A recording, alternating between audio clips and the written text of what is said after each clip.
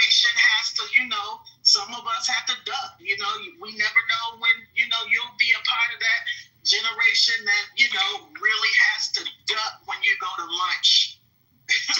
Which I did, and I'm grateful for that. I didn't have to duck.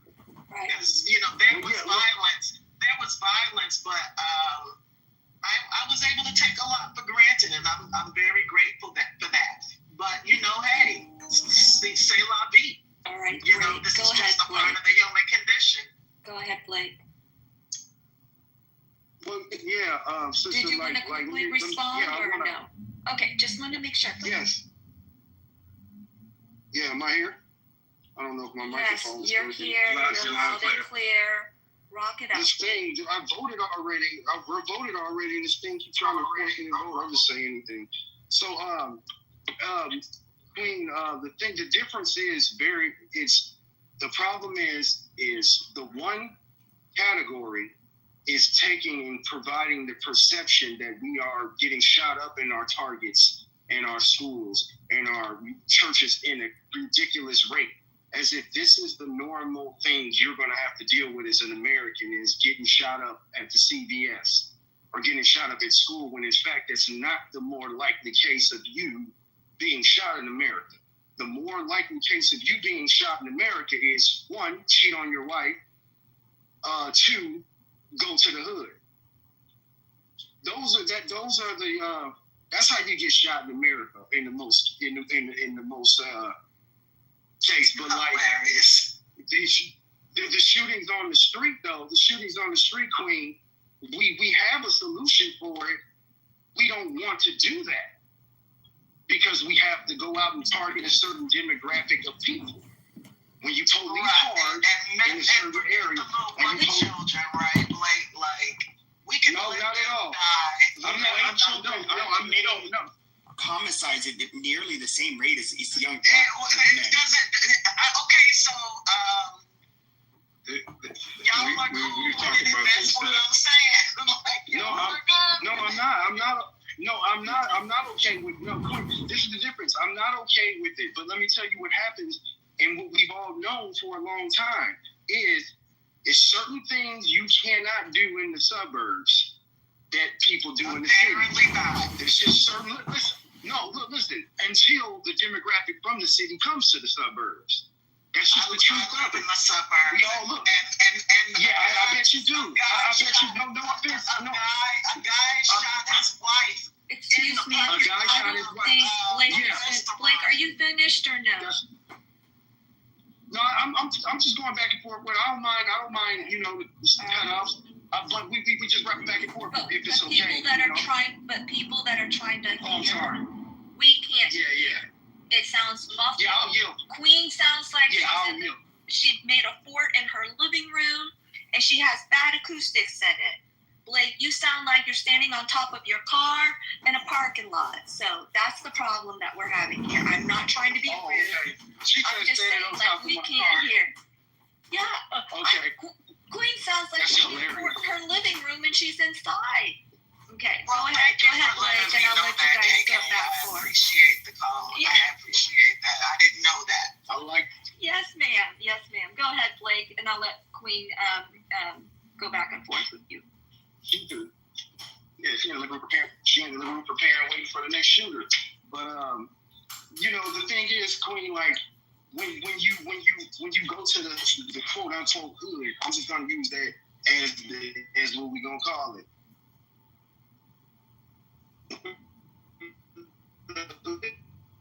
Blake, you're in the matrix now, Blake. Blake, you're in the matrix. We can't hear you. In the quote unquote. Oh dang. How about now? You're still choppy. You're still a little choppy. Sorry. Barely. How about now? Yeah. Okay, try this now. If not, then I'm gonna hold on and go. Okay, you got it? Yeah. So I'm saying, like, when you go to the quote unquote hood versus going to a decent suburb, here's the start, and I'll start with the more minor things that are indicative of the problem of the quote unquote hood, and that is you're gonna see ridiculous amount of loitering in places where people want and need to spend money and people need to make money. You're going to see people loitering and causing a tad bit, usually a minor but enough amount of a nuisance to make people not comfortable to live and pay rent in places to landlords. You have people more likely to destroy owners' property in those areas. You're going to see littering. You're going to see garbage all over the fucking place. This is coming from somebody who's from there and does live there. You know, I've chosen to go back to the city to take a stand on my little patch of grass. I don't own anything, but I'm renting and I'm working. I'm working in that city. My customers are in that city, so that's where I'm working at. But so I don't want any comments about, oh, you from the burbs. I grew up in both sides. So the deal is, when you go to the quote-unquote hood, you're going to see trash all over the place. And people say that's not a big deal, but that's indicative of the bigger problem. You don't care about where you live. You shit where you lay. People in the suburbs, a Karen will actually curse you out for throwing a soda bottle on the ground. No, Karen pays And for the services. And a nigga who did it, who just moved into the neighborhood, is going to curse Karen out for getting in their face and being rude. Yes, she might have came at you rude, I guarantee you, but I bet you've seen 3 times as much rude in the hood than Karen can ever bring from Shaquana. I'm just saying. Now listen, she's going to be a bitch, she's going to be annoying, but you're going to go back and you're going to tell your mom. Then your mom's going to come out and fucking go back and forth with Karen. And there we go, is a missed opportunity for an alliance in a neighborhood in which we both need to live. In the suburbs, the police do harass people at night if you don't look like you're from there. You know why? Because they ain't about to play that shit over there. It's always been the saying, when we knew about a certain railroad track that we don't want to cross at a certain time of night, and it's not because we're going to get hung for being black. It's because if we come up in there acting like a nigga versus being a black man who is a person who got a place to be, that's the difference. So whatever you want to say, the suburbs have had a more better reputation at dealing with snuffing crime out at the root versus in the quote unquote hood, you just let shit go. Because within those same cities, you don't even have to go to the suburbs. You can just go to a certain neighborhood in the city where more affluent people or more working class people live, and they kind of keep their neighborhoods clean. They kind of watch and be nosy when strange people are walking around who don't look like they've been there before, or look like they're on the way to somewhere in particular. You know, people ask questions. Hey, what's up, man? Where you going? You know? But in the hood, do it too, depending on what neighborhoods you go in, but it's for more nefarious reasons. You go anywhere in LA that you don't belong, somebody going to say, where set you from? So those are the differences. That's the differences. And we know how to deal with that. We just don't want to do it, because what is going to end up happening is you're going to have county jails full of young black men, and people don't like that. Real quick, excuse me, Mr. Finley, I interrupted Queen before and Blake, so we're just going to start wrapping up this room here in just a moment. Queen, do you want to go back and forth with Blake? Just one more comment, then I'm going to go to Mr. Finley and we're going to shut it down. Sure. Just real quick, please. Something that we all seem to share and all have a problem with, and that's keeping our kids from being shot. So we can talk about the grass. I really wasn't here to talk about grass or sighting or any of that dumb shit.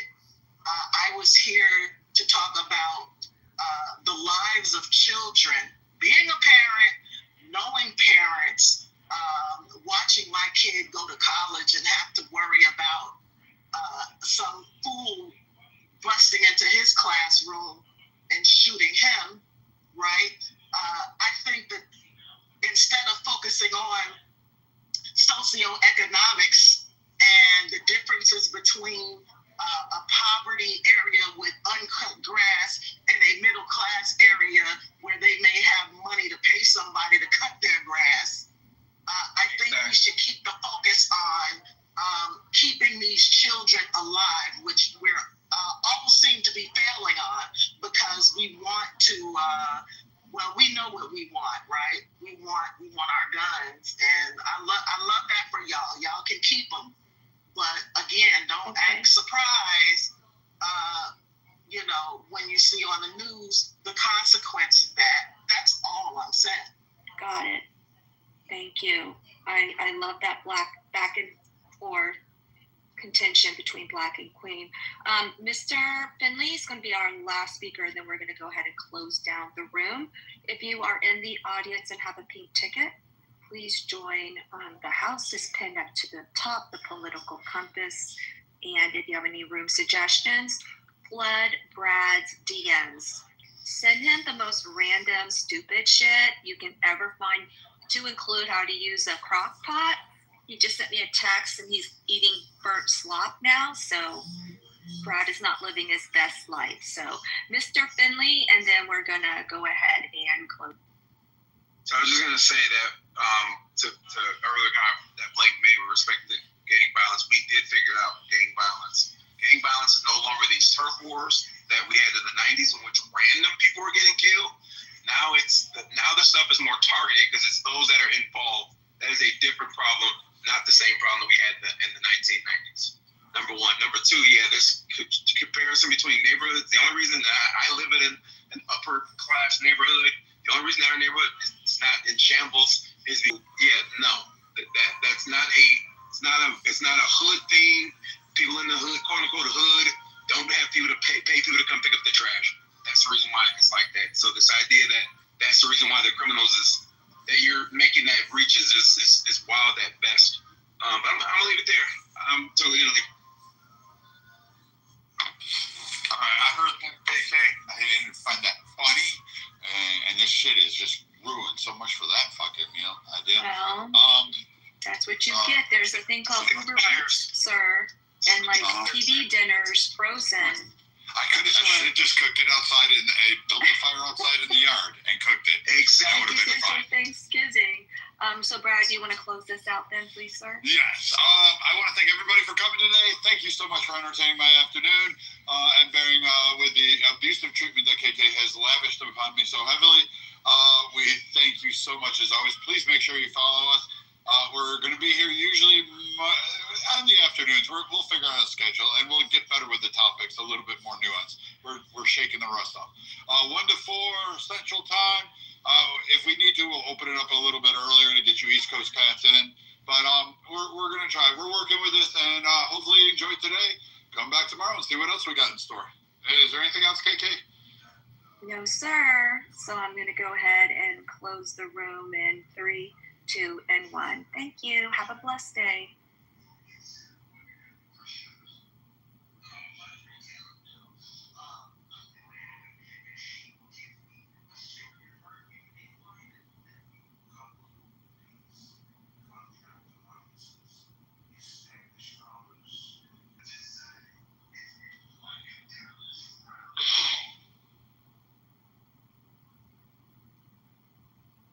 Hello. Good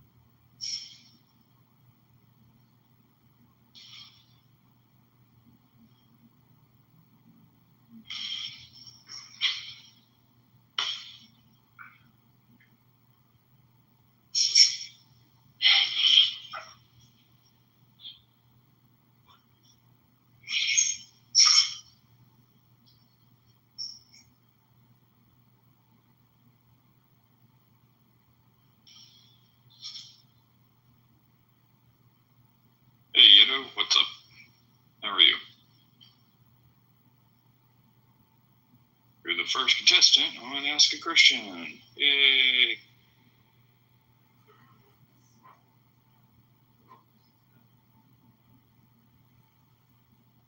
Or not.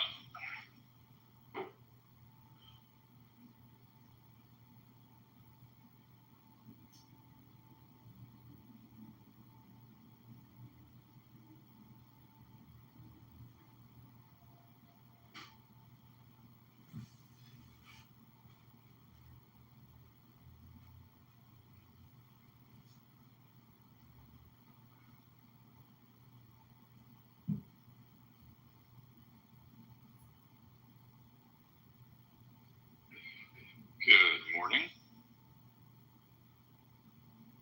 How are you? About to hop in the shower for a minute, so. Sure. Makes sense. Join the room, then leave it. No, I just saw you. Dude, that was what was up at the marathon yesterday? I've been doing that more. Like, since I'm not working on, spinning my wheels on websites and all this extra stuff. I'm kind of like lost out in space floating around. So I'm like, well, what do I need to do with my extra time? So while I'm regrouping, I'm like, I'll just keep talking on Clubhouse. So yeah, they've been extra long marathon hangouts. True. Yeah, I didn't mean for the SDA thing to get out of hand yesterday, man. That went on for a long time. Well, I guess it's human nature at this point. Like, we like to punish ourselves because, I do it. I do it too. It's like, I'm not talking about this. And then someone asks a question, and 10 hours later, I'm like, oh, I guess I am talking about it. But did you notice this has got to be an example of something.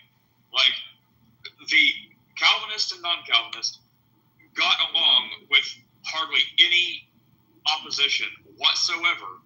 All it took to accomplish that was 2 SDA people and a King James only cultist. So peace can be had between the 2 factions.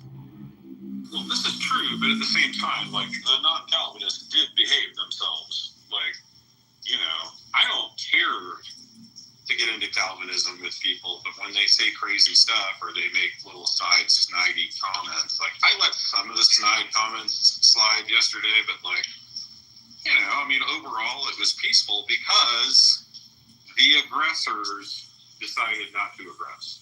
Well, you know they'd say that about your side. Oh yeah, I know, but I think the same thing. Yeah, so if everyone just takes it on the chin, peace can be had.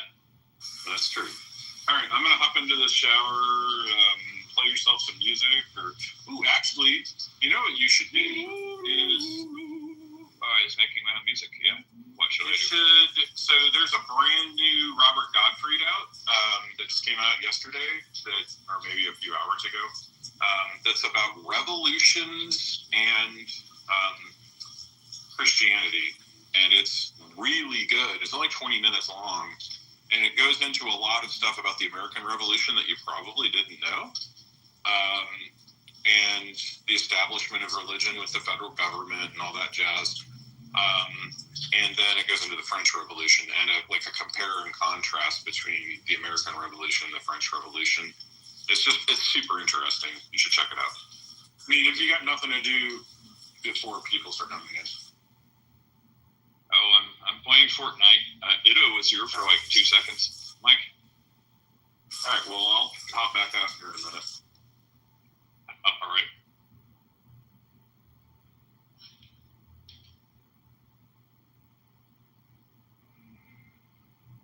Anyone else watching the replay, this could be your time to shine. Get here early, ask all the questions you want. Oh, hey, Lou. Good morning, Lou. What's up, Lou? How are you? How's your day going? Good. Just got my first break, as usual. How are you guys? What's up, good? Just got here. Just getting started. Very good.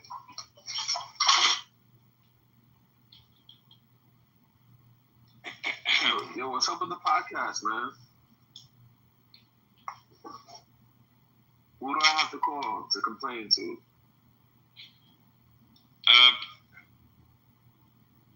I don't know. I was just telling Chris. I don't know. I'm trying to figure out what I don't know. I don't know, man. I don't know. I don't know anything. I'll call you later.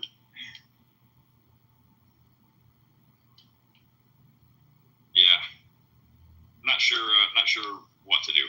It's like I took like a month off from doing that. Has it been a month yet? And it's like it already feels like a whole job to be like, oh man, I gotta like copy and paste and edit and put it back up there again. And then it's like, I don't want to do another YouTube channel. And it's like, well.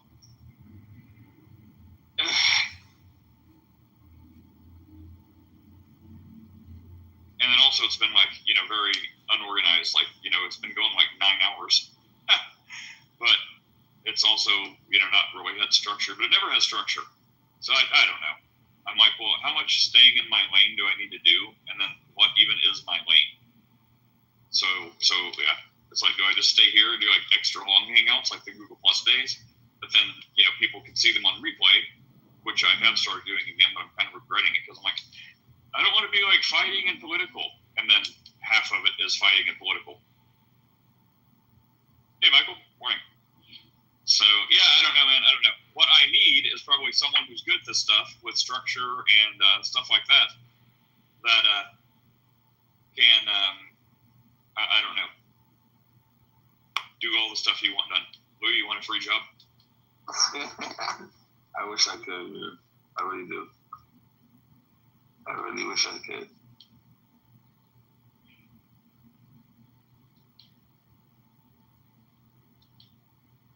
How are you, Michael? Oh, doing everything I can to avoid work. Yeah.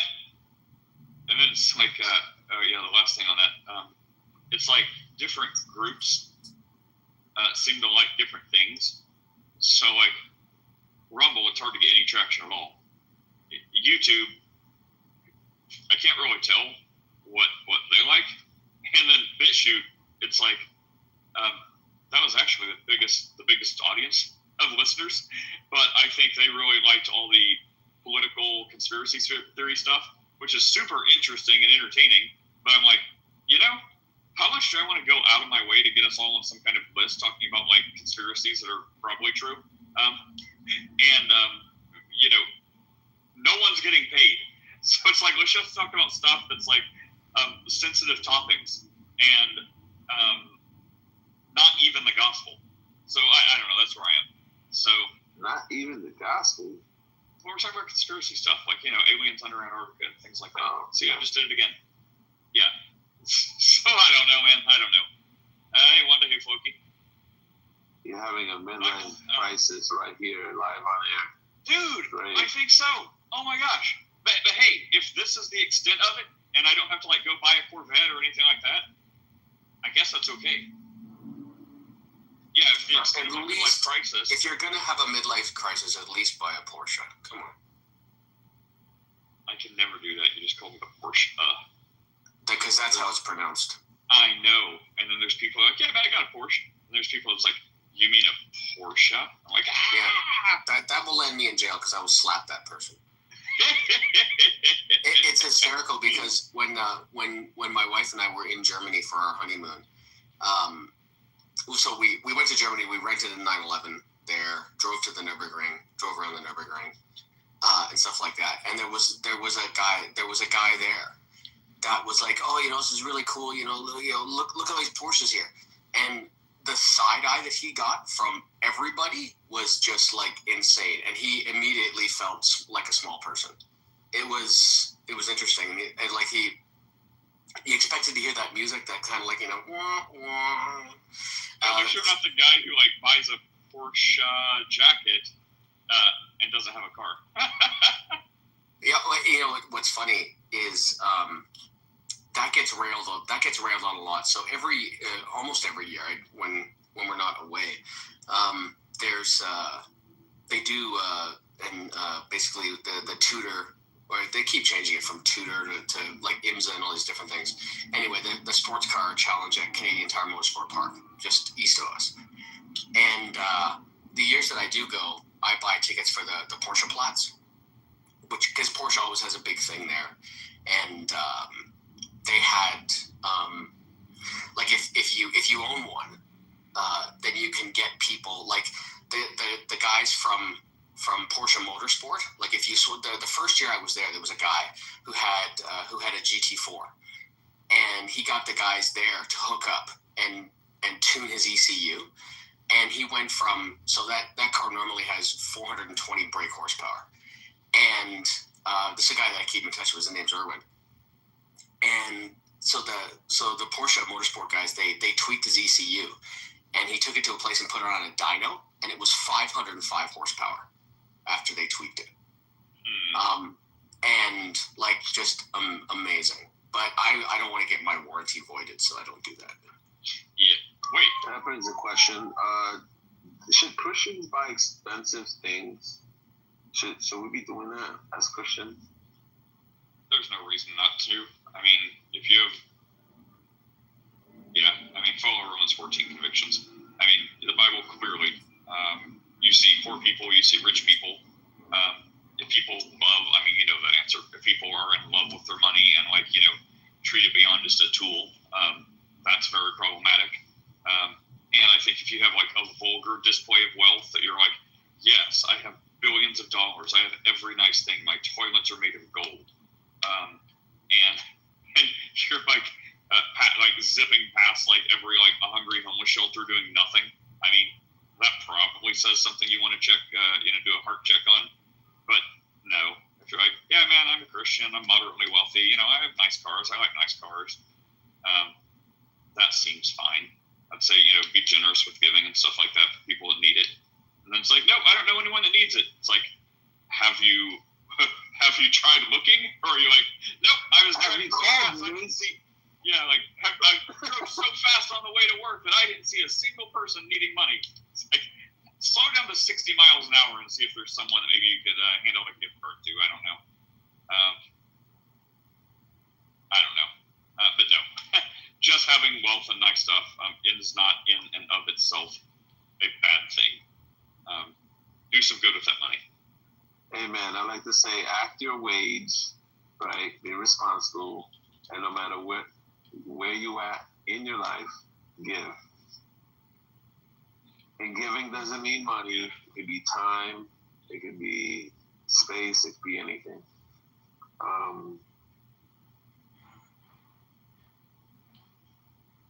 Amen. Good answer, Nick. You would have said the same thing. I just did.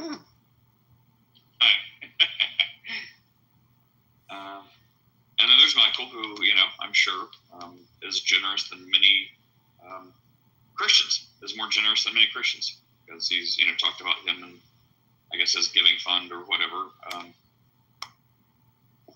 So here's another question. I don't have a fund. I just give money to charity. I don't drink, but how much? What is drunk? What does that mean? Is that subjective?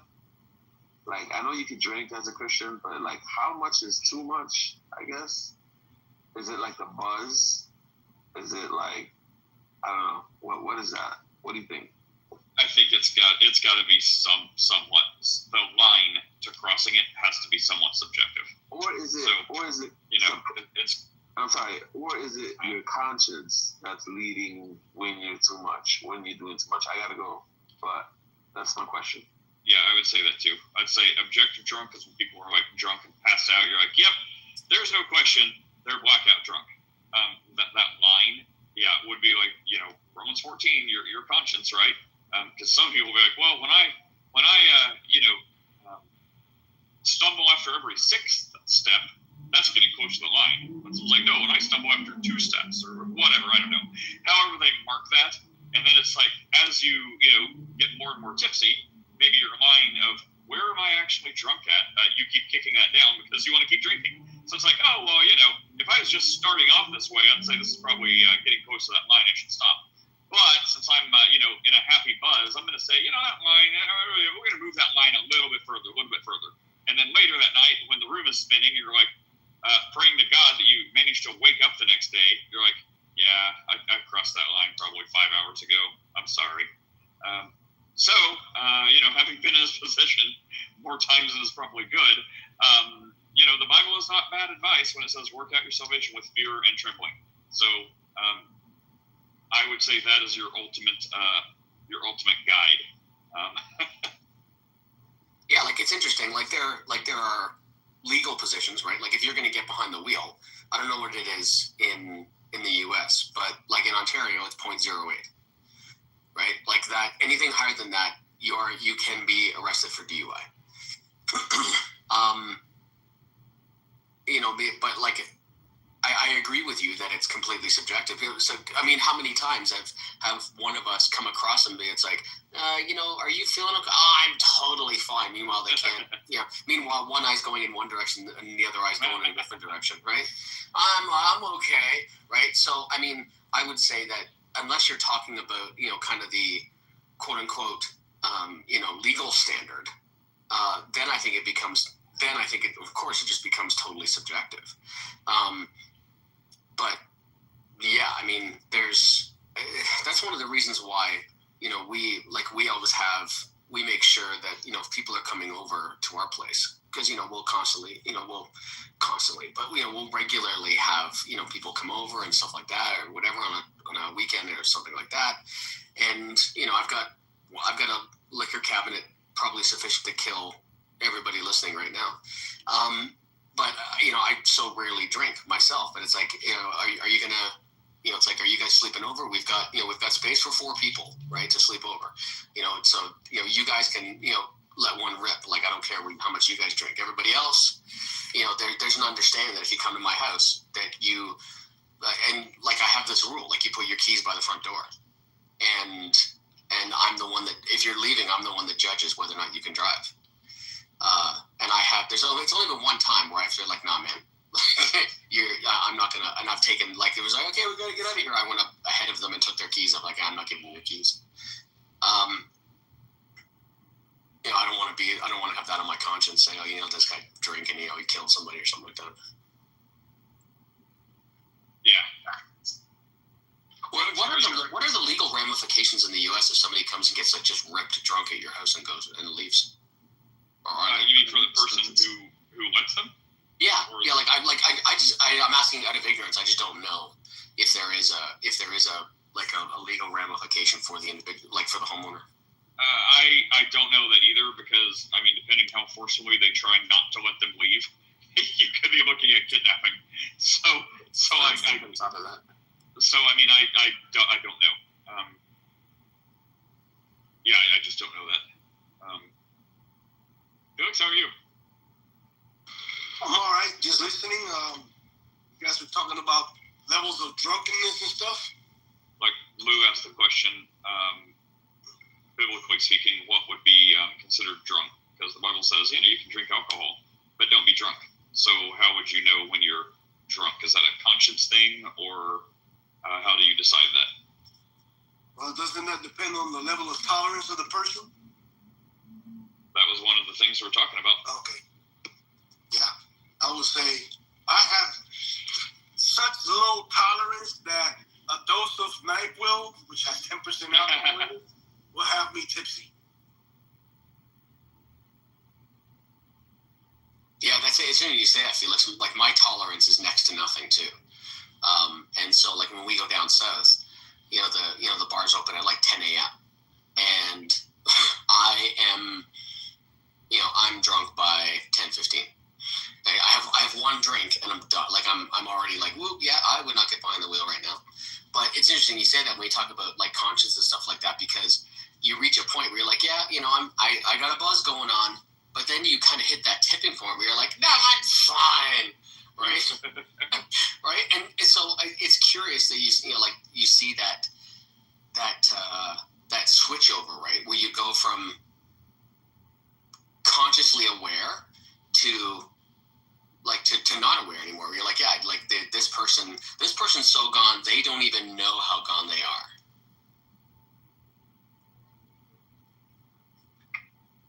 So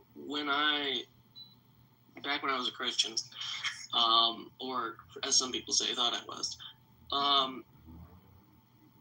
that was actually about around my college years as well, and so the college youth group, air quotes youth, the college youth group that I was a part of, we had a standard. It was the gospel test. And if you could kind of like express the gospel without any sort of problems, you were still okay. That's interesting. You know that what Michael just said right now reminded me of when Jesus turned the water into wine, and they brought out that water turned into wine, and the host of the party, I guess I don't know how to say it in English. I'm sorry, I don't read it in English, the Bible. He said that he was surprised that they brought out the new wine, because usually, as he explains, they bring out the inferior wine after people are already drunk, and they can't tell the difference between fresh wine or good wine or whatever it is with inferior wine. You know what I'm saying? Yeah. Yeah, that's what made me think of that when Michael said that.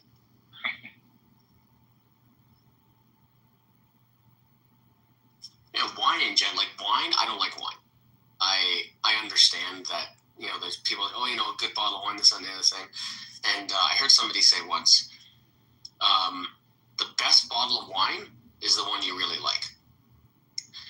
And there seems to be this, this kind of conception that, unless you spend X number of dollars, on a bottle of wine, it's probably not a good bottle.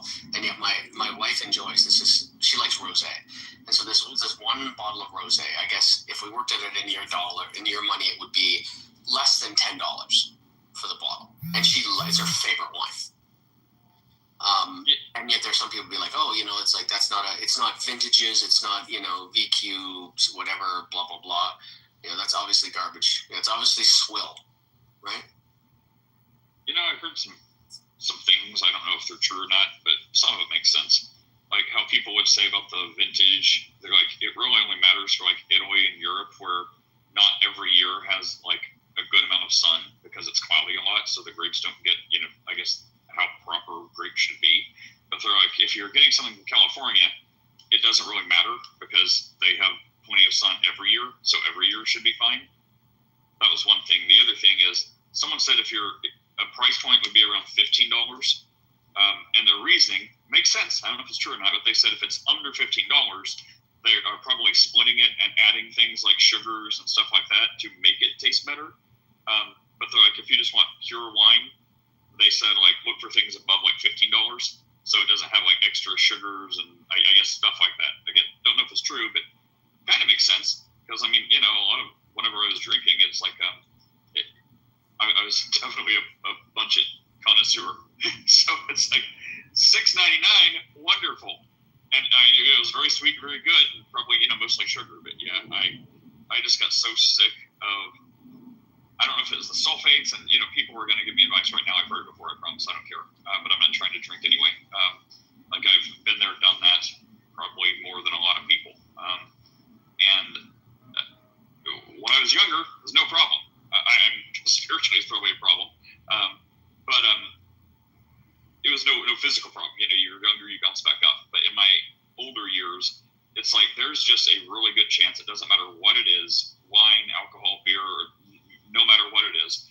There's probably like a 60-40 chance that I'm going to take one drink, immediately get this feeling that's like, you're going to have a headache, and I'll have a splitting, pounding headache the rest of the day, and it's awful. And I have no idea why. Sometimes it happens, sometimes it doesn't. I'm convinced it doesn't have anything to do with the quality or anything like that, because I can do the exact same thing 2 different days and have 2 different results. So finally, I think like last New Year's, the day after was, I think that's the last time I had any alcohol to drink, and I think I'd like to keep going on that path. So it doesn't even matter that, well, the Bible says you can drink. Well, yeah, but do I want to take a chance of getting a splitting headache? So that may be the bad reason for stopping. But still, for me, that's kind of where I am. So I'm like, I just got so sick of like awful headaches and high percentage chances of getting those headaches. Basically, if I looked at a bottle of beer. So I'm like, nah, man, I'm done. I've got enough headaches. I don't want any more of that. But what's that line? Chris Rock said in one of his videos once. You can drive a car with your feet if you want to. That doesn't make it a good idea. And yeah, like I think it's true. Like when it comes to, like, so we're coming into, we're going to start to come into cooler weather soon, much to my wife's chagrin at least. And so I start, this is when I'll put, like beef stew in the slow cooker or something like that for the day, right? And beef stew at night. And I use the cheapest bottle of red wine I can find for beef stew. I just want the flavor of it. And I've never had to spend more than, like you said before, like $6 for, and it usually doesn't even come in a bottle; it comes in a box, right? And I use I get usually three rounds of beef stew out of it. So I'll make up, and then I'll put a couple in the freezer and stuff like that. And it's the cheapest pot. And I don't even let my wife see what I'm using, because I think she'd be like, oh, I can't believe you're using, like, at least use this one. And she's never complained about my beef stew. So, gosh, what was I going to say? Look at us not talking about Jesus at all. Well, it came from how much can Christians drink and water and wine. And to be honest, I was wondering, I'm like, is anyone going to ask a question about Jesus? Oliver, even Merlot or bourbon. I was part of a bourbon club for a long time, and sometimes was fine, no problem at all. Other times, I'm like, after round one, I'm like, headache's coming, and sure enough, headache came. It's awful. Like, doesn't matter what it is. But hey Betty, hey Sheep, what's up? How are you guys doing? I was saying yesterday, Chris came in here first. I was saying, did you guys notice how the Calvinist Arminians got along? Okay, so how the Calvinists and Arminians got along brilliantly yesterday. No one really started to fight. And I'm like, all it took was 2 SDAs and a KJV cultist to make that happen. Oh, that's right. Yeah, yesterday there was that guy that I don't want to say grilling. It sounds overly harsh, but that this guy came in, and I think he addressed something I said or something. It might have been random. He addressed something that somebody said, and I think it got Chris's hackles up right away, and he started asking him questions. And eventually got to SDA, and then Chris was like, "Oh," but it didn't get terrible. So it lasted about 4 hours. I think you. I had to go. Yeah, I eventually had to tap it. Yeah. It was about 4 hours or more. But 2 of them came in. He got a buddy, and it basically turned into Ask an Adventist. And then after that, a KJV only. Hey, so you're welcome. KJV only guy came in, and it's so weird. Like, it bugs me so much when people get these pet projects, and it's like, okay, you say you're a Christian. What is the main thing we need to know? Well, the Nephilim, you see. No. Okay, guys, you're a Christian? Great. What would you tell someone if you had 5 minutes to share the gospel? Grab a King James Bible and wait. Why? Because it's the official English word of God. All the others have been corrupted. Okay. How much do you think that? Totally. You cannot use the ESV. Oh, okay. Wrong. No. So it bugs me for their sake. Like, when they say they're a Christian, and it's like they have all these kind of side pet projects, which maybe we do too, but it's like, how beholden to those are you? If someone else says, I'm a Christian, I love God, I just use the New American Standard Bible, and you're like, oh, you can't do that, well, that's where it would be a problem. So, I mean, the guy yesterday, he kept being like, I'm KJV only, no matter how much you guys argue against it, it makes me more sure of my position. But right, well, no, that's not our position. Like, if you want to only use the KJV, fine. But the issue everyone here was having, I don't want to talk about the guy because he's not here. CEO, I invite you up if you're not here. Steph, can you send an invite me, please? I'm here. It takes a while to update. Anyway, so it's like our position is apparently this church is teaching him that the King James Version is the only acceptable English translation by God. And it's so good that it can even correct some of the original autographs, like the things we actually believe are inspired by the Holy Spirit. Like the Hebrew, the Greek, all these other things. I was like, oh, that's a problem. He's like, you just don't want me to use King James. It's like, no, use King James. We have no problem with that. The problem is saying King James has magical abilities to correct the things we actually believe are inspired by God. That's the problem. And no matter how many times you said it, he's like, I'm just right. You guys are arguing so hard against KJV that I know I'm right to use it. And I'm like, use KJV. That's not the problem. Anyways. Wait, not to change the topic, but sorry, go ahead, Michael. No, all I was going to say, it'd just be like 2 seconds, is that, yeah, I mean, like, even if you speak to quote-unquote prominent apologists, for example, Matt Slick will tell you that the NASB is a very good translation. Like, and so, like, if you want to go from, you know, like, kind of, you know, people who you would say are, you know, experts are very well informed, this, that, and the other thing. What I've heard from other people, like, for example, like Kip Davis, who's a Canadian biblical scholar, and stuff like that, like, he would say that the NRSV, the New Revised Standard Version, is probably the best one of the ones that are available. I found that the KJV only people are probably the least open-minded about that kind of thing, where they'll be, like you said, Nate, like kind of dogmatic about it. It looked like that. Just like that, we're talking about the Bible again. Win for Jesus. Okay. What was I going to say? What were you going to say? I don't know. Steph, what were you saying? Marina, look, just real quick. The church is not just spewing rhetoric. I don't know what corner of suburban America you live in, but the church is like I think it's still, the Catholic Church alone is still the top contributor of philanthropy as far as organizations in the world. And in fact, in world history, nobody has given more money or manpower to help the poor or, whatever than the Catholics. I mean, even just in New York State, Catholic Charities is like the largest contributor to rental assistance. So this is not, anyway, okay. You should look up those numbers. Have we talked about this Minneapolis shooting already, Nate? No. And I mean, I don't know. It's like, just as I'm like, I don't want to get political. Like, everything's like so juicy. This is like an apple hanging over us. It's like, do we? And it's like, you know, as much as I know from like the headlines, I haven't really investigated. It seems like yet another trans shooter had a problem with Catholics and went to kill a bunch of them.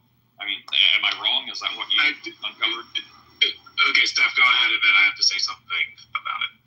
I just found out about it this morning, but I did read the manifesto that he'd written and like all this other stuff. But yeah, the What's mother the paraphrase of the manifesto? It was actually really creepy. Well, it wasn't a manifesto. It was the suicide letter. It was actually really creepy because it was incredibly like sweet and sad. It was like all about how much he loved his family and asking his brother to forgive his mother and make up with her because she was a good person. And like, I don't know, the whole thing was just like really sad. And then apparently at the end, it's like, also don't read my journals unless you really want to. But it was like, I'm aware that I'm about to throw a wrench in all of your lives, but I've got to do this. Like, it was just really, really, really, really, really sad. So it's all about love and forgiving the mother. So why did he have to shoot a bunch of people? I don't know. Well, I haven't read any of them. I guess the manifestos are written in like a secret code that he developed. So they're still working to decode this. Yeah, I don't know. But like written on the magazines for the gun is like, where's your God? And this is for the children. And there's one that says Jew gas. I don't know what that's about. Free Palestine, whatever, all the usual stuff. But it's just like, okay, yeah. So this guy, this kid who's 23, his mother worked as a secretary at this Catholic school. The kid attended the school for 1 year. And it doesn't say, I didn't see which year. And then wrote all this stuff. Apparently a couple of years ago, petitioned to change his name from Robert to Robin, and then had planned this whole thing, and then went and shot up the school. 2 kids died. 17 people were injured. I think 7 are still in critical condition, but everyone else is expected to survive. Just like horrific. And then weirdly, 2 blocks away, like an hour before, was a completely unrelated shooting at an intersection in the same part of town where another person died. Yeah, to the point earlier about Christian charity, imagine if them, instead of murdering people, would have focused on running a food bank. Just saying. CEO, what do you want to say? Yeah, I mean, so the coping on this app last night was pretty ghastly. I was in a room where we were like, yeah, so the Republicans just want to focus on him being a transgender, but it's just another biological white male doing the shooting. Wait. Wait a confused now. So in the room last night, they were confused about whether they wanted to go with this was a biological white male or this person's gender pronouns need to be respected. So if they don't shoot a bunch of people, they're totally a woman. If they do shoot a bunch of people, they get it right and it's a dude. Correct. Yeah. Yes. Wow. But that was pretty much what happened. Yes. That's absurd. I mean, while it might be fair to say that historically that may be the case, that's a really unfair characterization. And I would have stood alongside you if had it been their CEO. I would have stood alongside you to ridicule that individual or individuals. So it sounds like it was many. Because that's just dumb. Sean, welcome. What's up, Sean? How are you? Good morning, everybody. The sickness of this whole thing is we've got 2 dead children, 17 wounded children, 3 wounded teachers. I don't care if the person was black, white, Latino, Asian, transgender, LGBTQ, whatever. You done shot up a bunch of children. 100%. That just goes beyond. I don't care where you land on the political spectrum either. When you do that to children, you just wrong. That's murder. And attempted murder. Did the shooter at least survive to face punishment? No, I think did they die by themselves or did someone else? No, he took his own life. Yeah.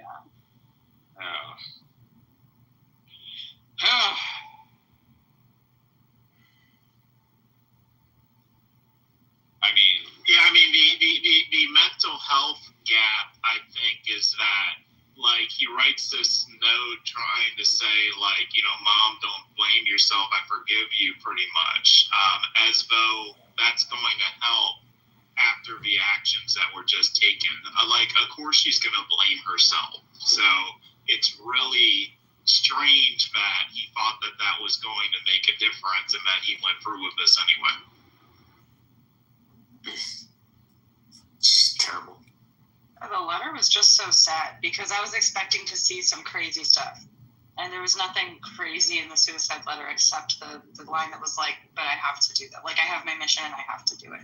The rest of the letter was just like advice to the family and talk about how much he felt supported by his mother and by his friends and how much he loved his siblings. And was like, you guys have, like, the whole letter was just, you guys have always loved me and always supported me. I've always felt so accepted and respected by you. Like, as I was reading the letter, it's just like, what happened here?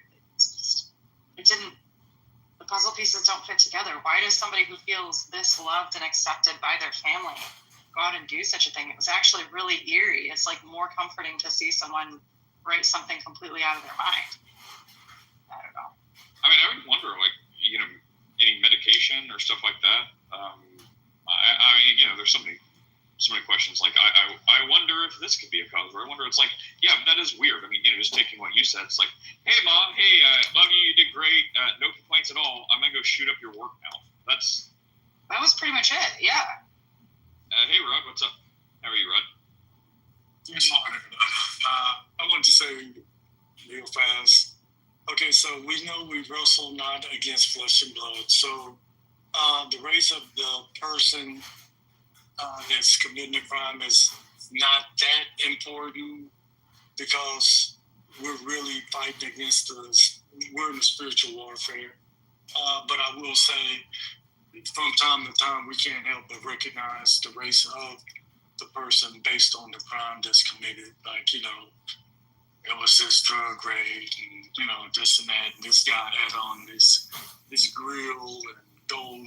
You might say that was a black person, but if it was this or that, then that was probably white. But see, that we don't want to get too involved or too deep in that unless we're like trying to, you know, protect our family. Hey, you know, be careful in this area, whatever. But my main point for wanting to come on the stage is just to say that, you know, I agree with you guys.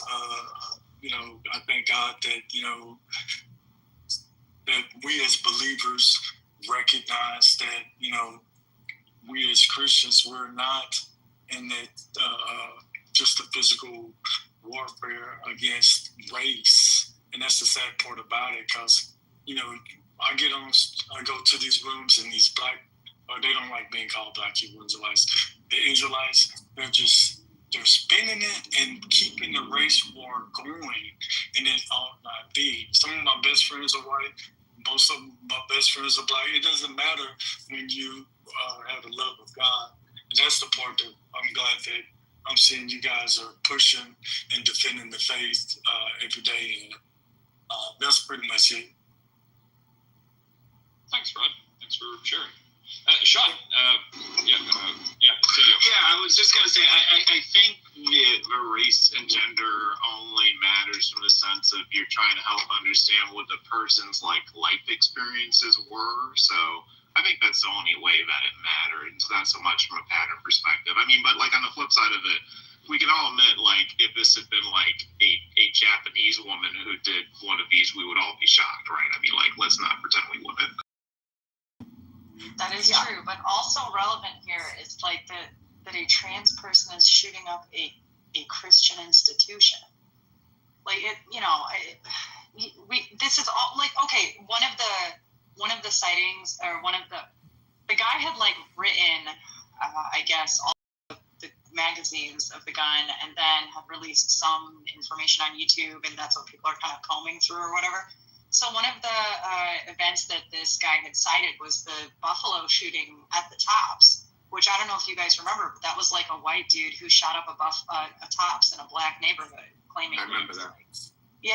Okay, so that's also relevant. Like the white guy shooting up a Tops in a Black neighborhood, saying that's because that's where the Black people were, is relevant. A trans person shooting up a school full of Christian children and it's in a church is also highly relevant, right? Like this isn't like, I don't know, like there was a shooting 2 blocks away or whatever, 2 or 3 blocks away on the same day, and that they're saying is completely unrelated, and that was like not racially motivated. It looked like someone was shooting on a corner in Minneapolis, like shooting into cars, right? Like that. A personal vendetta, one person died from that, but it's like that doesn't seem to be like, were they trans, what color were they? This was a thick person shooting at cars, so we're not so like interested. But when it's a trans person shooting up a school, or an angry white guy shooting up a Tops in a Black neighborhood, this does seem like it's worth talking about somewhere, Well, yeah, I mean, what that statistic, right? There's something like there's 3 or 4 quote-unquote mass shootings in the United States every day, and yet I think, Steph, I think what you said is completely right. Like, so here's 2 shooting events a few blocks away from each other, but only one seemed to garner attention. Yeah, why? Well, because it seemed more controversial. Isn't this one that's going to be more, provoking in some way to talk about, right? Yeah, I think that there's a lot of truth to that. But I think it's easier, and it's also when you're talking about a group of people, right? If you can put them in a group, then it's easier to other that group, right? Oh, it's these people did X, these people did Y, these people did Z, and it's easier to malign it's easier to malign a group than it is an individual. Well, this is where it would be, and I hope I don't have to keep talking about this forever, but it's like where some people, on the other side usually, would want to assign hate crimes, where, crime is crime, you don't need to add the word hate to it. We get it. It's already a crime. But for people that want to add hate crimes, this is kind of where it goes next level into that territory. Because if someone like, you said the other people shooting stuff, if it's someone who gets drunk at a bar and just goes and shoots people, and there's no other reason than they're mad and drunk, or maybe someone offended him, yes, that's bad. That's already a crime. But if you have 2 like known opposing groups, for whatever reason, race, religion, creed, whatever reason, and then someone of one group goes and like does this kind of thing to another group, it's almost like an extra level. I mean, crime is still crime, but that's where people would get the extra emphasis, and where it gets national spotlights, right? Like when I guess that's the reason some garner more attention, because it's like, oh, they weren't just mad indiscriminately going after people. It's like they seem to have a very special animus towards this other opposing group, And I guess that's why it gets the attention, because out of all things being crimes, this one has a little extra something to focus on. But to Rod's point, yeah, I mean, the biggest point is from the Christian view, the eternal perspective. Yeah, this person did a bunch of bad stuff, and hopefully the kids were already believing in Jesus, so they're in heaven. They probably wouldn't change a thing now. But as far as the remainder of the parents and the wounded and things like that, there's a whole spiritual probably crisis unfolding. Like, why did God let this happen? Does God love me? How do I know this? Why would a good God do this? And then they'll read the Bible and they'll get their heads right. But then the person that did this act seems safe to say they're not proclaiming in Christian views. So if they're rejecting Christ, doing this evil stuff, their eternal state is very bad. And then half of the grumpy Christians will be like, that's what they deserve. It's like, this is where I don't want to carry water for evil people. But the point is, any loss of life is unfortunate. And then they're like, even that murderer? Yes, because it's unfortunate that murderer had to be a murderer. Get it? And they're like, oh, you mean if that guy hadn't killed a bunch of people, that would be unfortunate? Yes, the whole thing is a tragedy. So it's a tragedy that they had to be in that position and do that thing in the first place. But since they did, now they're in a very, very bad place for all eternity, spiritually speaking. And that's like the ultimate tragedy, because there's like no do-overs. So it's just awful all around. But yeah. Yeah, I agree. It's awful all around. Happy to say. Yeah, I think the last thing that I would say is if it's fair to say, like, so everybody remembers, the Pulse nightclub shooting from Miami years back, right? Okay, if it's because that was instantly labeled as a hate crime, right? That was like in 9 seconds, people called that a hate crime. Was it? Probably. But if it's fair to call that a hate crime, then it is also fair if some person ran into like a Christian school or a church. I didn't read any details about where this actually happened, but it was people of faith that were murdered. If it's fair to call one a quote unquote hate crime, it's also fair to call the other one a hate crime, and that's something that I think doesn't get pointed out. Like it seems, and this is coming from someone firmly on the left. It seems that the left is more prone sometimes to look at something that happens and goes, hate crime, because both things can be true. Yeah. Well, I think it kind of exposes bias, right? Because if they want to call one thing a hate crime, then they don't on the other. It's like, gee, it seems exactly the same, except a couple key differences. But Sean, were you saying something? Is that you, Sean? So, yeah, go ahead, Sean. So, let me say this. Before my daughter was murdered in April by that coward she was married to, the Lord had given me a word. And he said it's not about black, white, polka dot, or green, but it's a spirit of murder over this country. And everybody want to make it as somebody's crazy. They done lost their mind. That is not true. People open up the door and let that demon in. And it goes back to the word that someone shared earlier. For we wrestle not against flesh and blood, but against principalities and powers and rulers of darkness in high places. We just got to quit saying people are crazy. They're not crazy. It's not about what religion you are. It's just downright a spirit of murder. And nobody's praying against it. Everybody want to run right here where we live at. The church folks run right here, not worried about their feet being shod with the preparation of the gospel of peace. They want to run right here and dance and shake their tail feathers to the song "Boots on the Ground." And you can't fight against the enemy when you operating in the spiritual realm. I mean, when you're operating in the natural realm. We just got to realize what it is. It's not about a color. It's not about a Democratic or Republican or independent. It's a spirit of murder. And what are we gonna do about it? I completely agree. The foundation is spiritual rot and decay.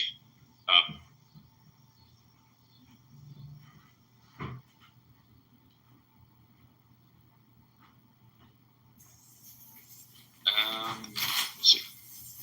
So, everyone else? No. I'm curious, Nate, what you think about what is NET, New English Translation. My brother, who went through LCMS seminary, he has developed an affinity for the NET, and he showed it to me. And I don't know, I think the NET version is pretty good. I am not really familiar with that. Does anyone else? Sean, Steph, or you? This came up yesterday also. Oh, damn. That's crazy. It's like blazing hot over here. It's like 80 here in California right now. We've had some nice weather here. Our high has only been like 80, but it's kind of been hovering in the 70s. Yeah, it's been gorgeous. It's been nice.